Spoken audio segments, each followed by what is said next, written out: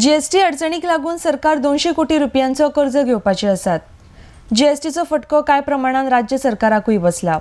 सरकार आता दिवाळीच्या पयलीं 200 कोटींचो कर्ज घेतले. आरडी एक्सको खातीर पणजेच्यान Gautam Shirodkar.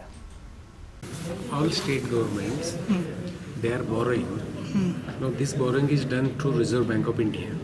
Now this borrowing is basically for the infrastructure development of the state. And this borrowing is a quarterly affair through Reserve Bank of India. This is called market borrowing. The interest rate there are about 7 to 8%. And the repayment period normally starts after 10 years. So there is nothing like that the state is in distress and they are borrowing.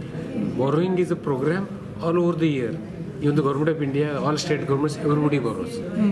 Only thing it comes as a press note to the newspaper, and sometimes some sections of the press start saying that yes, why government is borrowing. Borrowing is a normal part of a business of any state. So there is no stress on government? Absolutely, absolutely. See, we have a borrowing limit. Now this borrowing limit is always set by the government of India. And the borrowing plan also is approved by the government of India, and it is through Reserve Bank of India.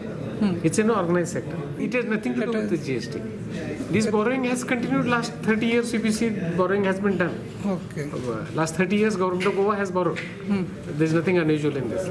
आता ह्या वर्षाचे limit असतं आमचे total limit आहे आमचे 2000 करोड. पण आतापर्यंत म्हणजे आता हे आज फाल्याचे तुम्ही सोडा त्याच्या पहिले आम्ही फक्त 400 कोटी कितीतरी बॉरो केले. पण आमची लिमिट हा 2000 crore. This is second or third borrowing in this year? Exactly, but total borrowing so far we have done is about 400 crores this financial year.